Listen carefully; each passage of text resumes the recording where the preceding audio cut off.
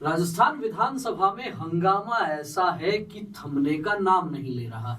अलग अलग दिन अलग अलग मुद्दे चाहे अनचाहे आ ही जाते हैं, जानबूझकर होते हैं या फिर पूरी प्लानिंग है। अब हंगामा मचा है इंदिरा गांधी को दादी कहने की बात पर। जी हाँ, भारतीय जनता पार्टी की तरफ से जब ये बात आई, वहां सरकार के मंत्री अविनाश गहलोत ने एक प्रश्न के जवाब में कहा कि जब कांग्रेस सरकार ने बजट प्रस्तुत किया था तो उन्होंने सीधे सीधे इन शब्दों का उपयोग किया कि आपकी दादी इंदिरा गांधी के नाम पर आपने कई योजनाओं के नाम रख लिए थे, और जब आपकी दादी इंदिरा गांधी की बात आई तो निश्चित रूप से हंगामा मचना ही था। कांग्रेसी कैसे चुप रह सकते थे। और हंगामा इतना मचा कि गोविंद सिंह डोटासरा सहित 6 विधायकों को सस्पेंड कर दिया गया। आखिर क्यों इतनी हलचल हुई, क्यों इतना हंगामा हुआ, और ये हंगामा कब थमेगा, कैसे थमेगा, क्या इसके निहितार्थ हैं, तमाम विषयों पर चर्चा करने के लिए हमारे साथ में है वरिष्ठ पत्रकार प्रदीप सिंह जी बीदावत। प्रदीप जी, क्या कहना चाहेंगे? फिर से हंगामा हो चला है राजस्थान की विधानसभा। बिल्कुल हंगामा बरपा है और बड़ा शुरुआत में करीब 38 मिनट के आसपास सेशन चला था और उसके बाद अविनाश गहलोत जो कि मंत्री है सामाजिक न्याय एवं अधिकारिता के, बेसिकली चाहे भाजपा हो या कांग्रेस हो, भाषा संयम एक बहुत इंपॉर्टेंट थिंग है जी।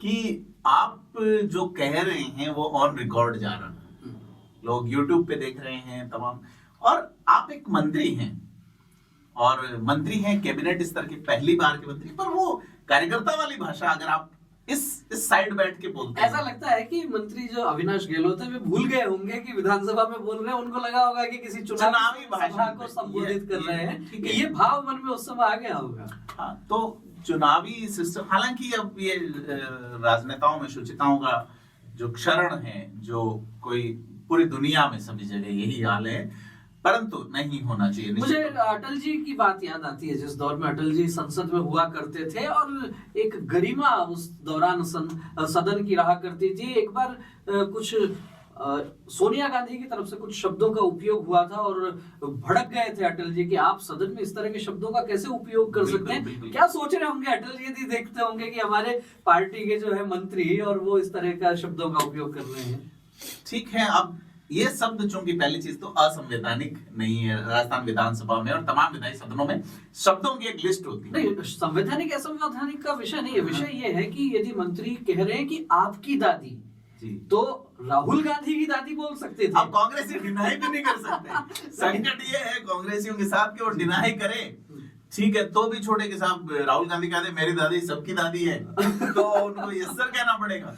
लेकिन चूंकि भाषा की शुचिता और मर्यादा की बात करते हुए टीकाराम जूली ने ये मुद्दा उठाया, फिर कांग्रेसी वेल में आ गए और जो है वो नारेबाजी और तमाम चीजें हुई। जोगेश्वर गर्ग ने प्रस्ताव रखा, तो ये 6 जो विधायक सस्पेंड किए गए, उनमें से बड़ी बात है कि 3 मुसलमान हैं और अमीन कागजी हैं जो कि किशनपोल से विधायक हैं, जो फतेहपुर वाले हैं, क्या नाम उनका, हाकिम अली खान, और जाकिर हुसैन गेसावत नागौर से।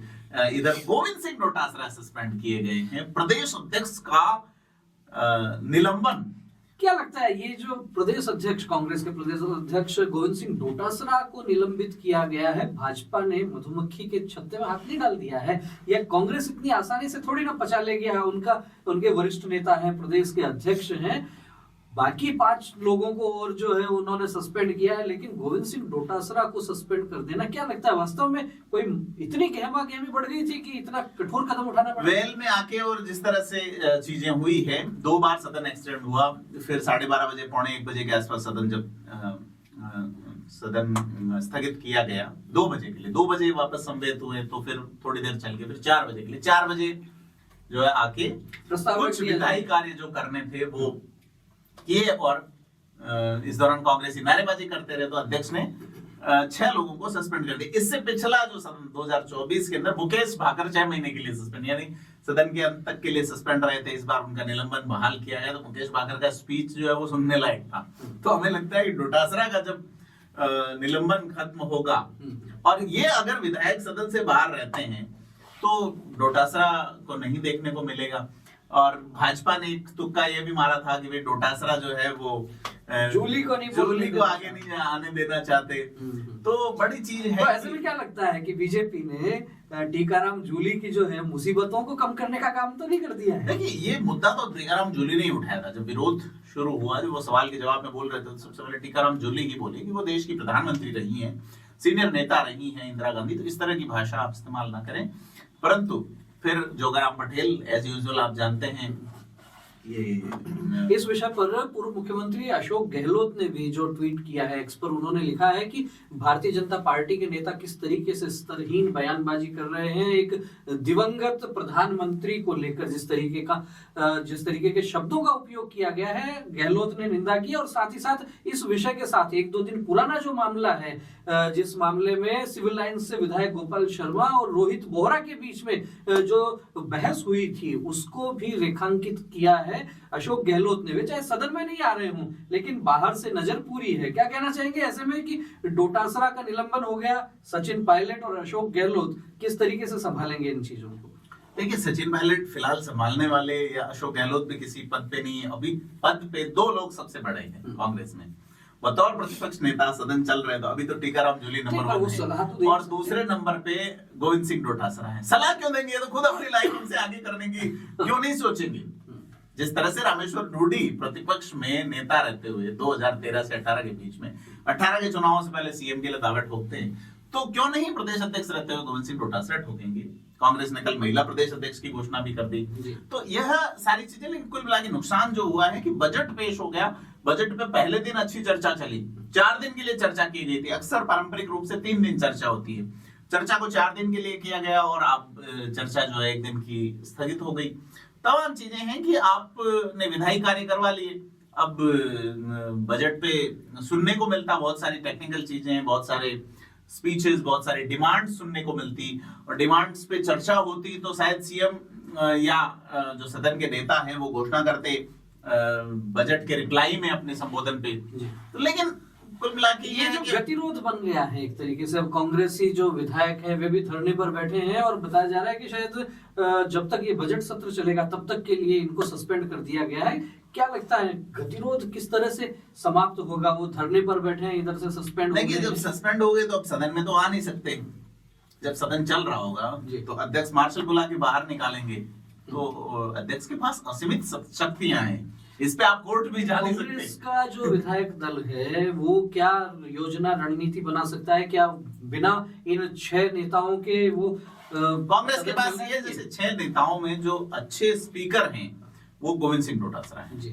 बाकी तो टीम पड़ी है कांग्रेस के पास में, शांति धारीवाल है, हरिमोहन शर्मा है, रतन देवासी है, धरने पर मनीष यादव है, रोहित बोहरा है, उसके अलावा टीकाराम जूली खुद हैं।